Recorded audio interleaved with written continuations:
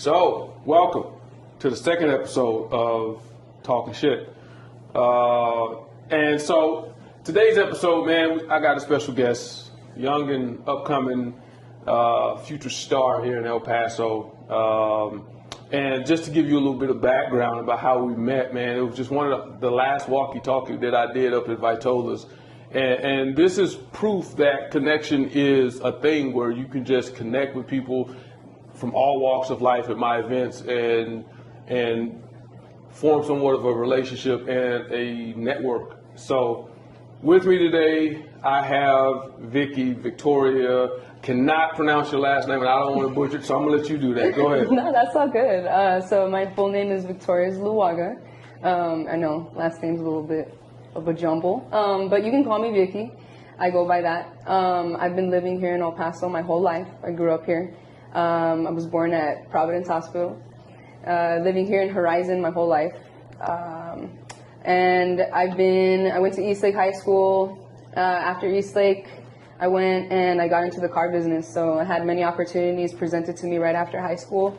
And my father's been in the car business for the past 30 years here locally in El Paso. So I saw nothing but opportunity, and I dove into that, and it's been treating me well.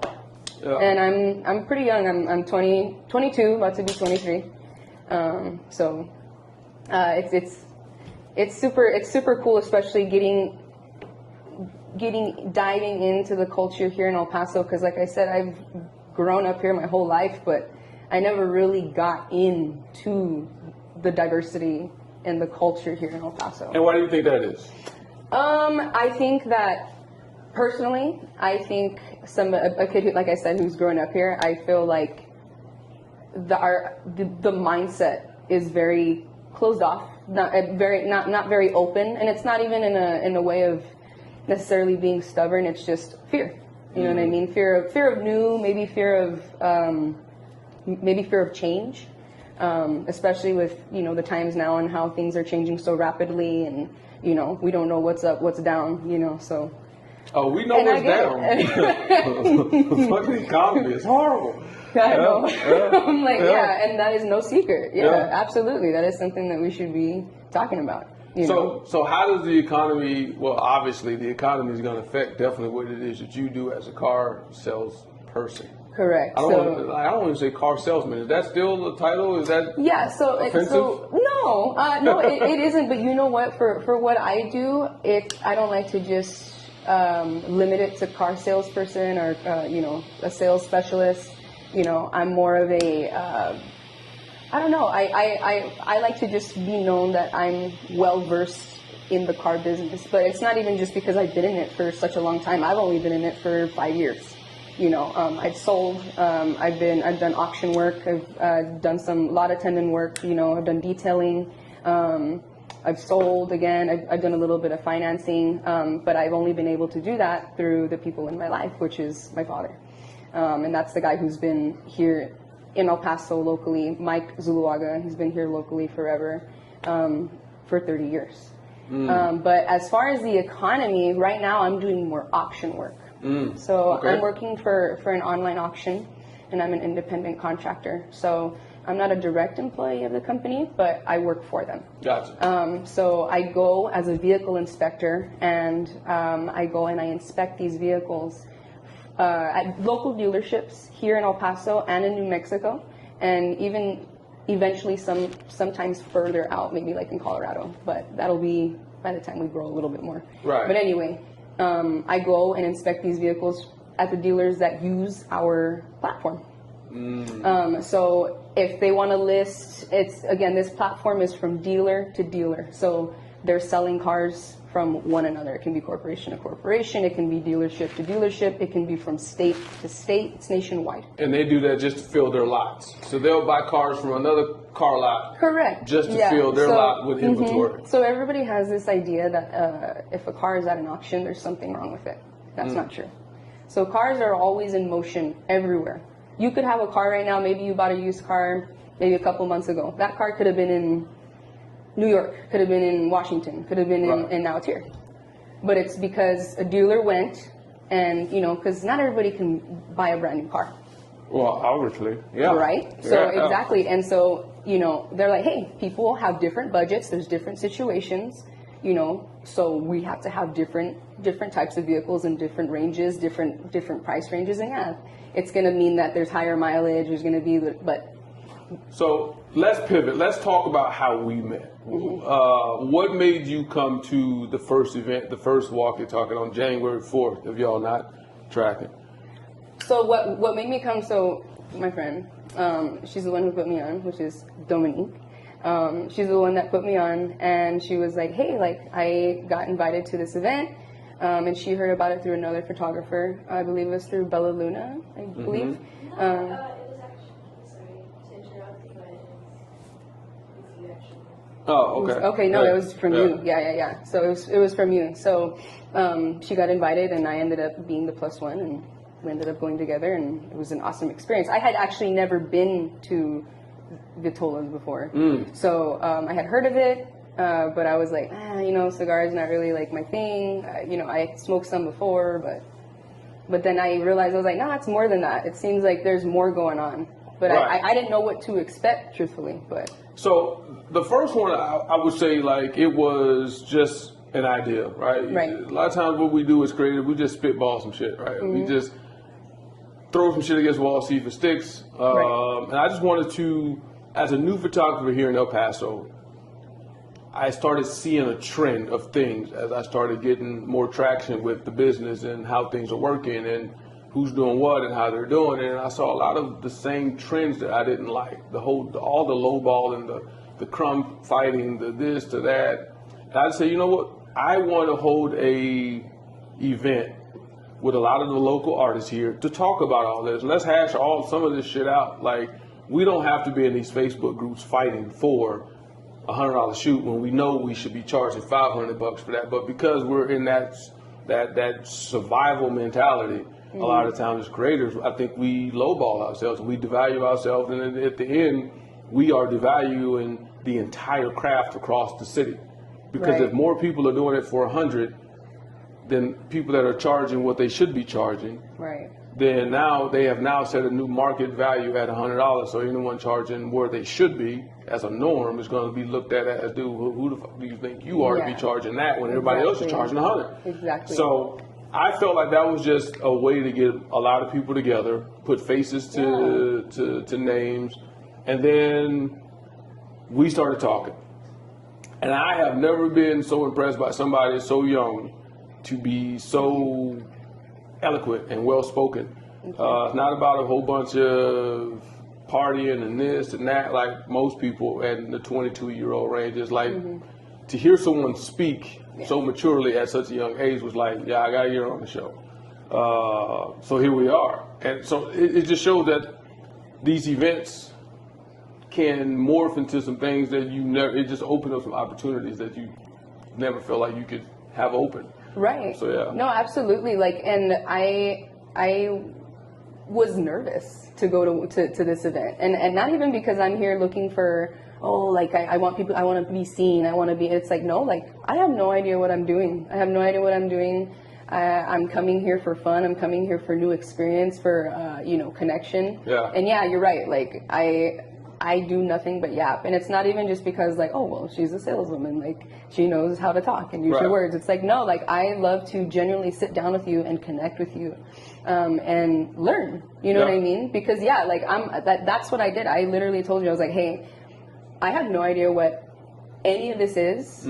I like it may if I'm nervous, like I am, but like let's just get it out on the table. You know what I mean? And being able to talk to you and hear what you're passionate about, and then being able for you as a grown man to hear me talk about what I'm passionate about and us connect over that.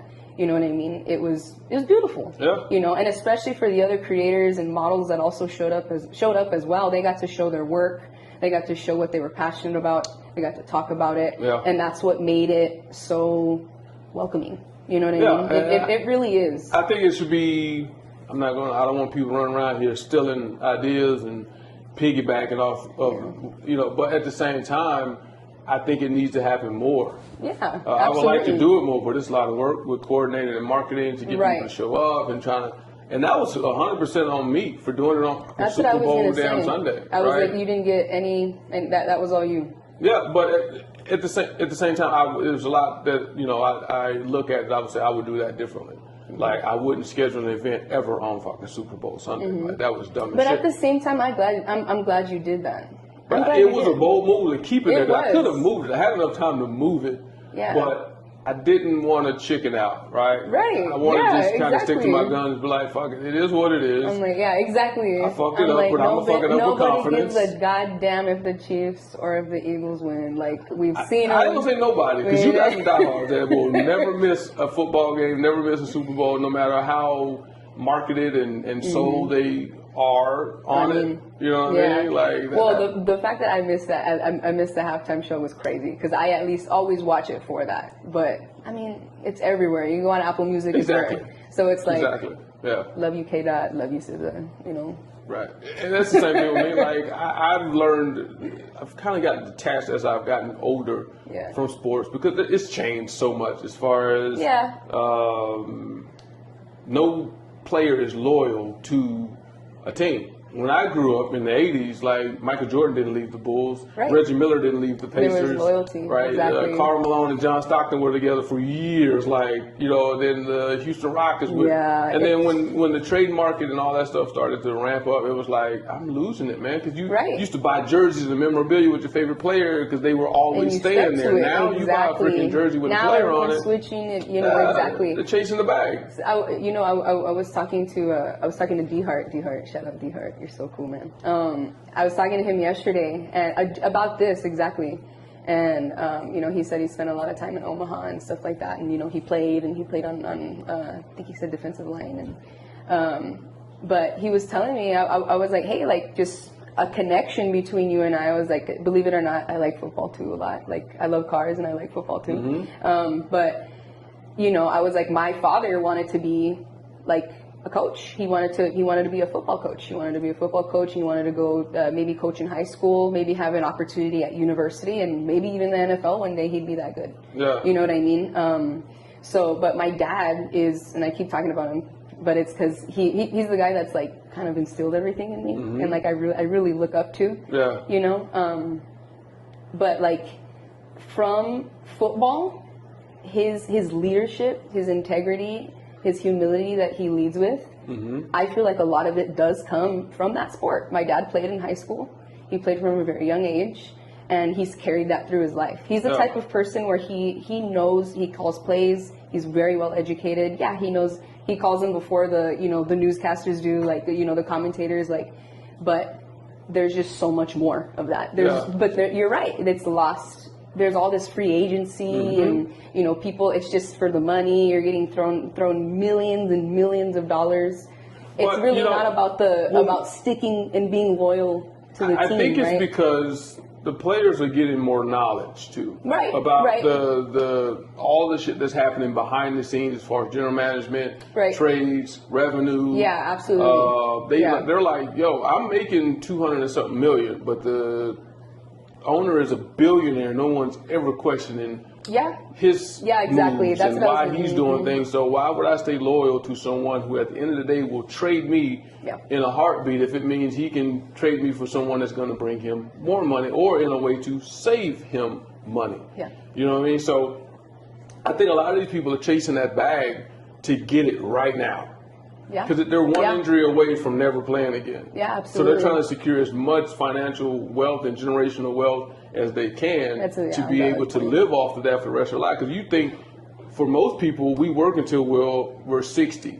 Yeah. These guys' shelf lives are only to their mid-30s, and they're considered old. So they're like, man, I'm trying to get as much of this money as I can now, before something catastrophic happens and I can't support myself and my family for the rest of their lives. So. I think financial literacy needs to come with this too, especially in college and NILs and all this other shit that's going on. That's completely, to me, fucking that sport up too. As far as college, at the college level. So what's next for you? What do you see as a milestone for Vicky for 2025? For 2025, a milestone for me, I want to see myself I want to flourish in every way possible. So in that way, meaning I want to flourish creatively.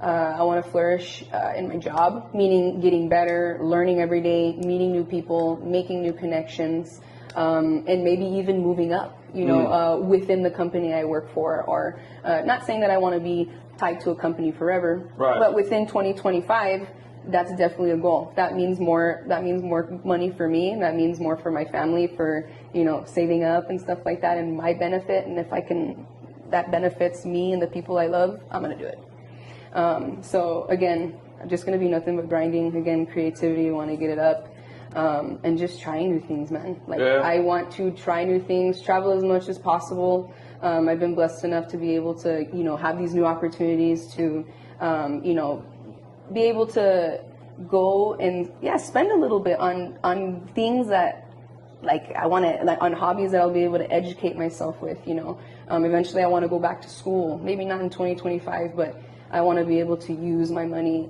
in good ways. Yeah. You know what I mean? Be able to invest one day, be able to, that's what I want to do. Not just in myself, but in the community of El Paso, in the community of Horizon City, in the community, so that's kind of what I want to work towards, and more towards in 2025 through those three things. What would you say would be one of your favorite things about El Paso, and what would you say would be your least favorite thing about El Paso? And you can talk your shit. You ain't got to be filtered. No. Yeah. I get you. So one of my favorite things about El Paso, I'll start with this, is, and I know there's you should start with the bad. No, I'm gonna start with this. I love that what El Paso is right now. And it's crazy to say that, because yes, there is chaos, right? Mm-hmm. There's a lot going on around us. Mm-hmm. But within the community, I see people hungry. I see people wanting connection. I see people, especially my age and even older. You know what I mean? Why are you pointing at me when you say older? What because the fuck you're older is that? than me. Because you're older than Y'all me. see this shit? Stu. No. Let's bring it back over here. Anyway, sticking to the top. So, as I was saying, I feel that the hunger is coming back for connection, for change, for the things that we've been afraid of. And that's the thing that I don't want to say hate.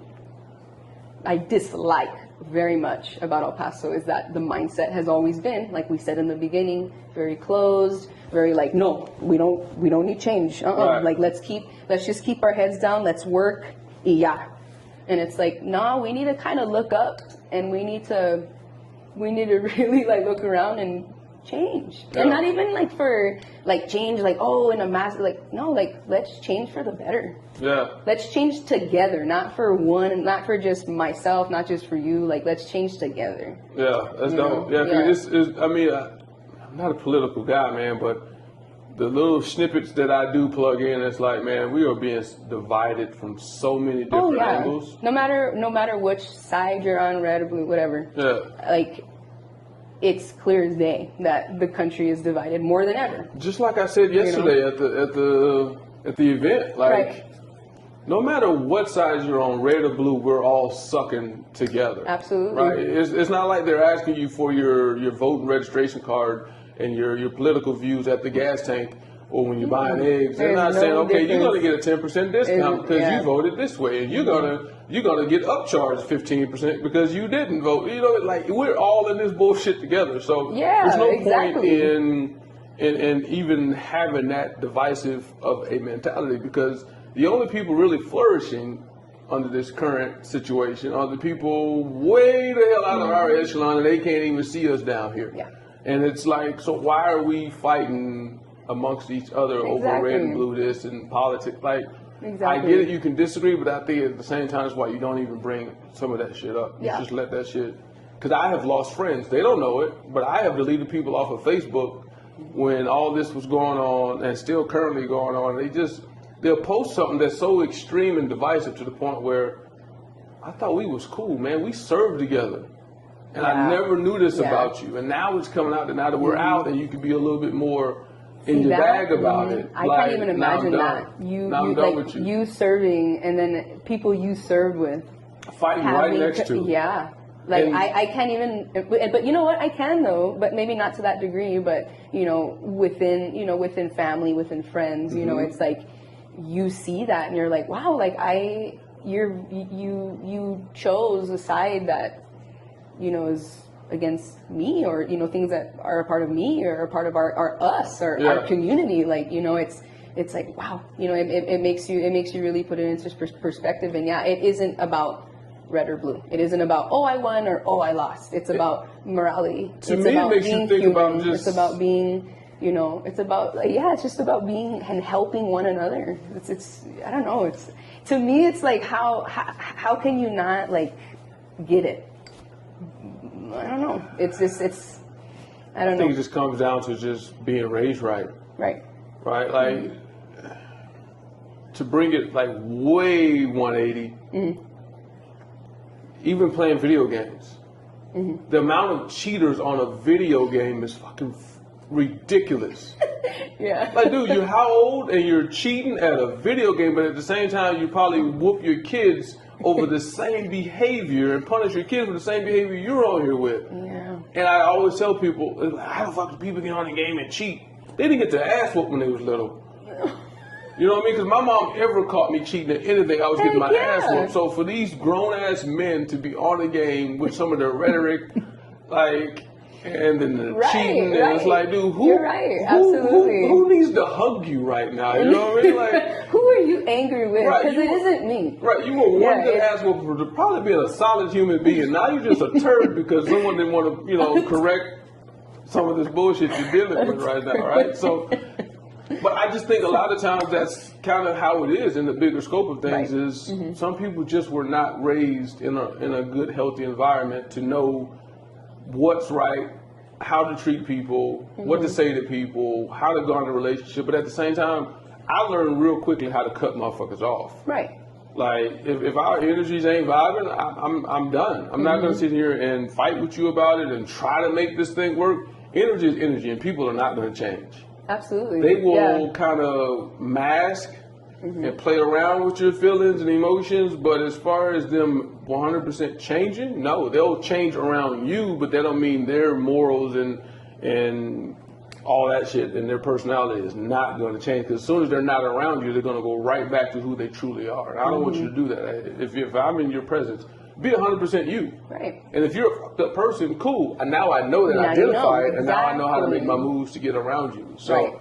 Yeah, no, and that's cool. And to add to your point, like, I get it. We are all different. We all have different stories. We all have different backgrounds. Like, this country's huge. You know what I mean? Like, and it is so vast, even like within our states. You know what I mean? So, that's why I think it's so important to have more events like the ones you're having and hosting. Even if it's not at a, like smoking cigars, right. or even if it's just more community, if it's downtown at a park, whatever, like that way we can agree to kind of disagree in a way, in the most respectful way, you know what I mean? But that's where you go, you talk to one another, and even if you don't know how to, you learn. Yeah. But you got to be open. Yeah, that's the big thing. That's the big word right there, open. Open, I don't have to agree with you, but I can respectfully disagree with you. Because like water doesn't flow through a faucet if it isn't open. Wow. Right? Bars. That was some deep stuff. That was deep. Y'all got that right. But that's why she's here, right? Like, like it's true. The way that she just flew off her tongue, and she was like, "Oh, that was cool. Wait a minute. I like that." So let's talk about something we talked about very briefly before we got started, because I was in a conversation with a gentleman, and he's on the Border Patrol. Okay. And I guess me being closed off to some of the cultural things in El Paso, with being so close to the Mexican border and a lot of Mexican Americans living here, he opened up and was like, that is not an admirable job for Mexican Americans or Hispanics or whatever class you're in, because you get looked sideways, like, because you said you thought about it. Oh yeah, absolutely. So, which is wild. It is so crazy. But that the Border Patrol became an option for me at one point after high school. And I remember I went to Eastlake High School, so they would always have recruiters from the Army, from the Air Force. Like, they'd go in and, hey, you don't want to go to college, you want to have a future and maybe go to college after, like, you know, so, but at that point I was like, do I really want to, because my whole family's in the car business, right? And I love it, but I was like, do I want to do what everybody else is doing? Right. Maybe I should give myself a chance to see if I want to do something else. And I had a lot of opportunity within high school to do so, but like actually living something else, I was like, maybe I need to, maybe like Border Patrol is a really good option for me, because I talked to one of the sergeants, or, you know, the recruiters, and he was like, yeah, I think you do really well here. And, you know, it was nice to feel needed somewhere, right. You know, right? It kind of gets you like that, right? But no, it was like, you know what, this could be good for me. There's benefits, there's this, you know. So I was thinking in a very adult way, right? Like you should, right? At that point, course. right? You should if you raised right. But you're right, right? Like, I'm like, Mom, please be proud of me. Yeah, like, I'm like, you know, I was thinking that way. But then, yeah, I was kind of starting to tell some of my friends and acquaintances, and they kind of look at me like, oh, okay. And it wasn't that I really cared about what they thought, but the reaction, it was like, oh my God, like, am I a traitor? Am I like, you know what I mean? Like, I don't want to be viewed as that. You know what I mean? And I was like, okay, do I really know what I'm getting myself into? Am I educated enough on on what I'd be getting myself into? Like, is it more than just this, and this? Like, so. It's more than just deporting people. Right. And you know what I mean? And of course that's not why I wanted to join. Right. There's so much more integrity behind it. There's a job behind it. You know what I mean? You're protecting people. That is what the Border Patrol is supposed to be. That's what it's supposed to be. But it got so politically. But that's not. So, and I think back to when I was 18, I'm like, imagine if I were in the Border Patrol right now.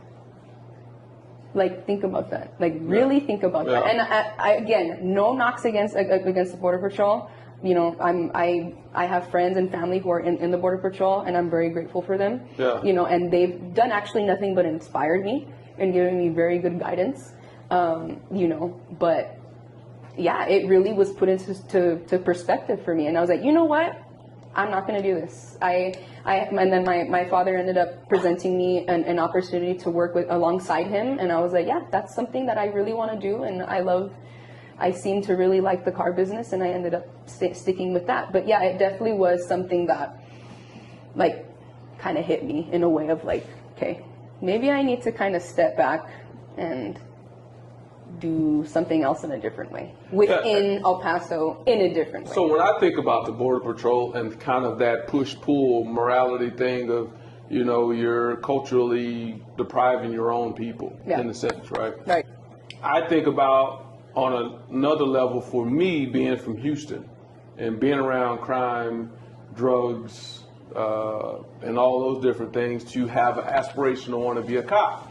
Because so many of my friends, so dope. It's right there. You know what I mean? So it's like, you. dude, you want to go and do what? Yeah.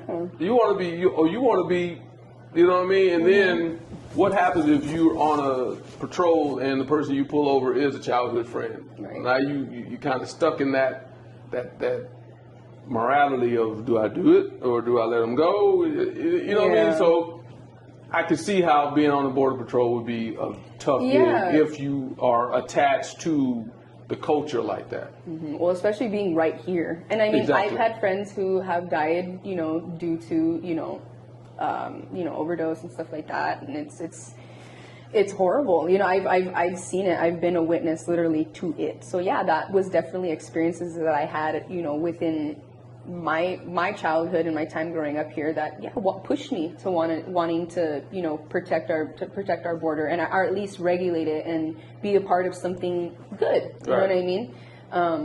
But you know, things just didn't end up that way. And I mean, I'm not mad about it. I'm not. Obviously. Yeah. I'm not. You know what I mean? I'm glad things are going the way they're going. Yeah. So let's wrap this up. And where can people find you on socials and all those different things? So on my Instagram, it's Zuluaga, or you can find me on Instagram at Victoria Zuluaga, and I know it's going to be in the description, so you can put it below or wherever, however you want to do that. But I have my link tree there, and it has all the links to everything. It has links to like what I do, like my Facebook. It has links to my TikTok. If you want to follow me on TikTok, you follow me there. because I repost some really funny stuff. Instagram, yeah, that's also there as well. Facebook, and then there is other links to like the dealerships I work with and stuff like that. So Yeah. you'll find out a lot more there, a lot more. I'm like, yeah, there's just a lot.